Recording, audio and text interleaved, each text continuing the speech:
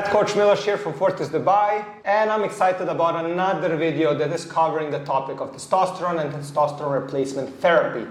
Now, before I dive deeper into today's video, I just want to say that I'm somebody that just provides information. I'm trying to share the knowledge that I have with you so that you can make an informed decision. But it's really important to understand that before doing anything, you need to consult with a healthcare professional. You need to talk to your doctor, you need to talk with the endocrinologist, and you also need to make sure that you make all the possible lifestyle choices before you decide to go for any other type of treatment. Now that we have put this out of the way, I want to continue talking about testosterone replacement therapy, and in today's video we're going to be talking about types of testosterone, what's the difference between bioidentical and synthesized testosterone, what types of testosterone exists, how frequently you should inject, and what are some of the starting dosages for beginners. So let's dive deep into today's video. So first of all, what's the difference between bioidentical and synthesized testosterone? Well, bioidentical testosterone is the testosterone that's produced in the nature, is equivalent or same, has a same chemical structure like the testosterone produced in our body. It is usually derived from natural sources like yams or soy. On the other side, synthesized testosterone is produced in a lab. And the chemical structure might be slightly different than the one that is inside our body. So obviously, bioidentical testosterone is a better option. Now, in terms of the types of testosterone that exist, that people are using when they are administering testosterone, the two main types are slow releasing and fast releasing. Slow releasing is a testosterone that people inject less frequently. Usually they inject it once a week, while fast releasing ones can be injected every day, small dosages, but mostly it is every 2 to 3 days. Now, what is the difference and what is better? Let's put it this way. What is better in terms of frequency of injecting? Well, it depends on a few factors.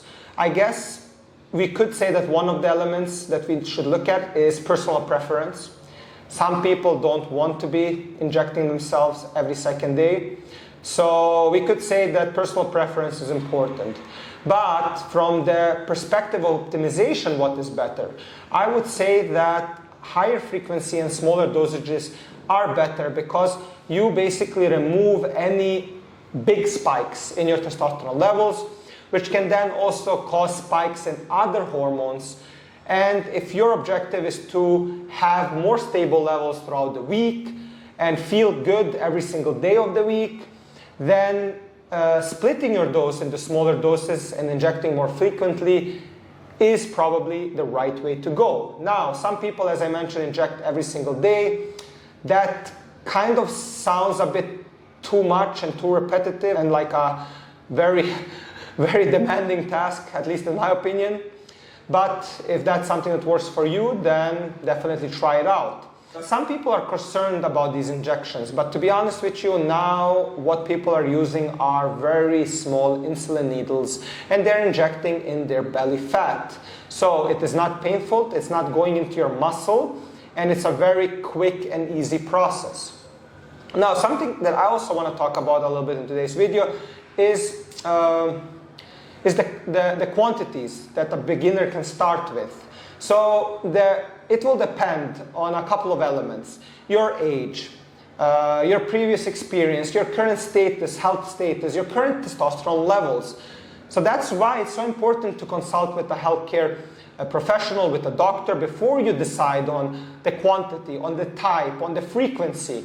Because you really need to understand that you're playing with the hormones, you're playing with your health, and you shouldn't just make a decision and jump right into it before really doing a lot of reading and a lot of discussion and getting some advice for people that are experienced and knowledgeable about the topic. But for most beginners, the recommended dosage to start with is 50 to 100 milligrams if you're injecting once a week. And if you're injecting more frequently, it can be, for example, 25 to 50 milligrams per injection. For example, if you're doing 3 times a week, it could be 25, 30, or 50 milligrams 3 times a week. From my experience, obviously with clients that I worked with, that I have referred to a doctor, because I am not someone who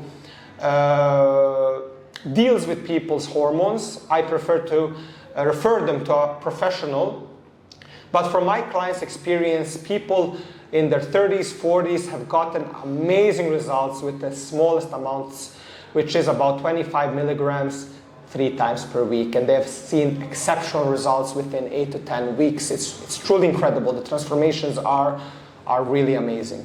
So I hope you found today's video useful. I hope you learned something. I hope this is going to inspire you to read further. Please like, sign up, and subscribe to this channel, and share it with your friends. And stay tuned for the videos that will be coming your way.